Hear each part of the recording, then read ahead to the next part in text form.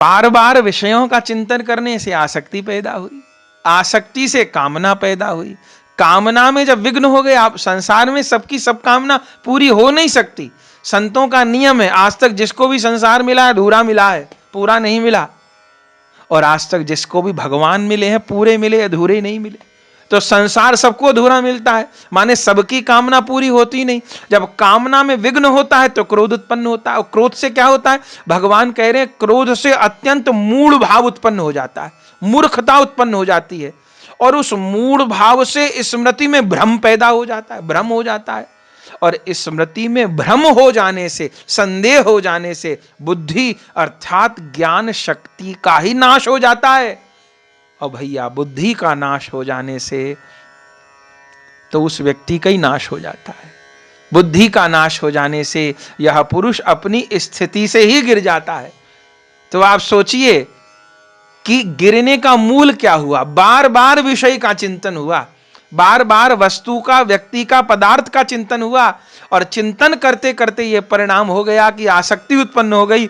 आसक्ति उत्पन्न होने पर उसको प्राप्त करने की कामना उत्पन्न हो गई, कामना में विघ्न होने से क्रोध उत्पन्न हो गया, क्रोध उत्पन्न होने से मूढ़ भाव उत्पन्न हो गया, मूढ़ भाव उत्पन्न होने से स्मृति में भ्रम पैदा हो गया, स्मृति में भ्रम पैदा होने से बुद्धि का नाश हो गया, और बुद्धि का नाश होने से उस साधक का नाश हो गया। तो सबके मूल में क्या हुआ फिर, सबके मूल में हुआ चिंतन। तो भैया अपने चिंतन को ही श्री कृष्ण से जोड़ना है, गोविंद से जोड़ना है, अपने चिंतन को ही संभालना है। हम जैसा चिंतन करेंगे हम वैसे ही बन जाएंगे। पूरा भगवान पूरा वैज्ञानिक वर्णन कर रहे हैं इस 63 और 62 श्लोक में, पूरा वर्णन कर रहे हैं कैसे कैसे क्या क्या होता है। तो अपने चिंतन को संभालना है, जिस साधक को अपने को संभालना है, अपने जीवन को संभालना है, अपने आगे के जन्मों को संभालना है, अपने प्रारब्ध को संभालना है, 84 लाख योनियों के चक्र से छूटना, उसको अपना चिंतन संभालना पड़ेगा। अपने चिंतन को गंदा नहीं होने देना। चिंतन गंदा हो गया, चिंतन गिर गया तो हम गिर गए, जन्म जन्म बिगड़ जाएंगे। अपने चिंतन को संभालना है। ओह बहुत सुंदर भगवान वर्णन कर रहे हैं, राग द्वेष वियुक्तेस्तु विषयान इंद्रियश्चरन् आत्मवश्यैर विधेयात्मा प्रसादम धी गच्छति। परंतु अपने अधीन किए हुए अंतःकरण वाला साधक अपने वश में की हुई राग द्वेष से रहित इंद्रियों द्वारा विषयों में विचरण करता हुआ अंतःकरण की प्रसन्नता को प्राप्त होता है। माने कि यदि निष्काम भाव से कर्म करेगा तो कर्म करते हुए भी आसक्त नहीं होगा, बंधे नहीं होगा, और अपने अंतःकरण को प्रसन्नता देने वाला होगा। और उसका क्या परिणाम होगा, प्रसादे सर्व दुखानाम हानिरस्योपजायते प्रसन्न चेतसो ह्याशु बुद्धि पर्यवतिष्ठते। अंतःकरण की प्रसन्नता होने पर इसके संपूर्ण दुखों का अभाव हो जाता है, और उस प्रसन्न चित्त वाले कर्म योगी की बुद्धि शीघ्र ही सब ओर से हटकर एक परमात्मा में ही भली भांति स्थिर हो जाती है। माने निष्काम भाव से कर्म किए, कर्म फल में आसक्ति के बिना कर्म किए, तो परिणाम क्या होगा, अभी जो निवेदन किए उस कर्म से संसार से वैराग्य हो जाएगा और श्री गोविंद के चरणों में बुद्धि स्थिर हो जाएगी।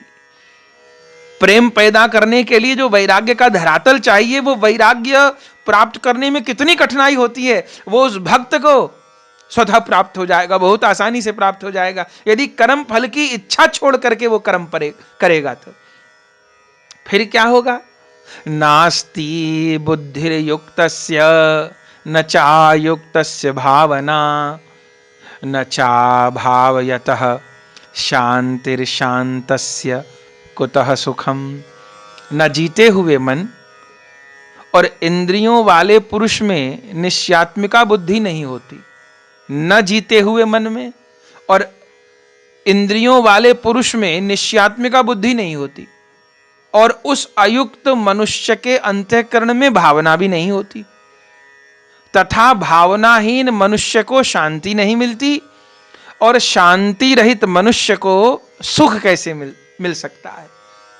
माने कि गोविंद चरण प्राप्ति की भावना नहीं, निष्कामता की भावना नहीं, तो जीव को अशांत कौन किए रहती है? सकामता। तो जब सकामता चित्त में रहेगी तो शांति कभी प्राप्त नहीं होगी। शांति की कामना से सकामता करते रहेंगे। माने कि अब ये काम हो गया, अब मैं सुख से रहूंगा, मुझे इतने पैसे मिल गए, अब मैं सुख से रहूंगा, नहीं नहीं, अब इतने और मिल जाएंगे, अब सुख से रहूंगा।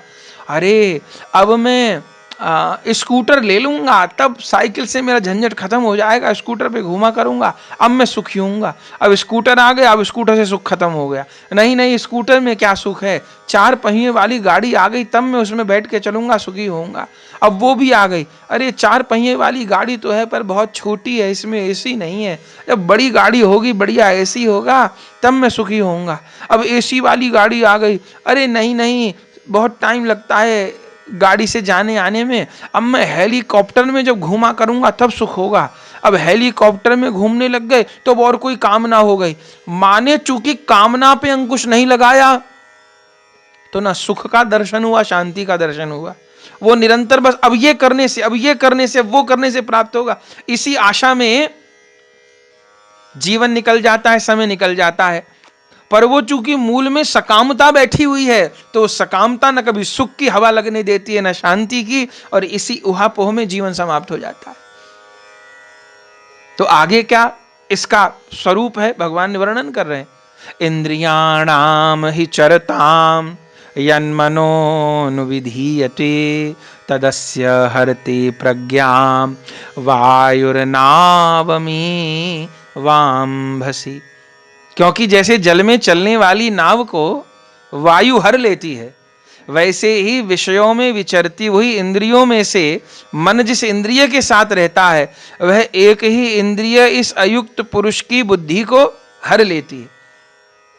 नाव चल रही है पानी में, पर वायु का झोंका जिधर को आता है उधर को नाव का वेग बढ़ने लग जाता है। ऐसे ही इंद्री विषय में लगी है, तो वो एक इंद्री जिससे मन संयोग करता है, वह इंद्री ही उस मन का हरण कर लेती है, और इंद्री जिस विषय में ज्यादा सुख पा रही थी, मन वहीं भागने लग जाता है। इसलिए क्या करना है? तस्मादस्य महाबाहो निग्रहीतानि सर्वशः इंद्रियाणीन्द्रियार्थेभ्य तस्य प्रज्ञा प्रतिष्ठिता। इसलिए हे महाबाहो, जिस पुरुष की इंद्रियों के विषयों से सब प्रकार निग्रह की हुई हैं, उसी की बुद्धि स्थिर है। माने जिसने अपने इंद्रियों का निग्रह कर लिया है, उसी का ही मन निष्काम हो गया है, और जिसका मन निष्काम हो गया है उसका विषय चिंतन छूट गया है। जिसका विषय चिंतन छूट गया है उसका ही वास्तव में भगवदीय चिंतन बन रहा है, और वो भगवदीय चिंतन करने से ही उसको परम सुख की प्राप्ति हो रही है, और अब उसको कोई भी विषय का आवेश डिगा नहीं पाएगा। आगे प्रभु कह रहे हैं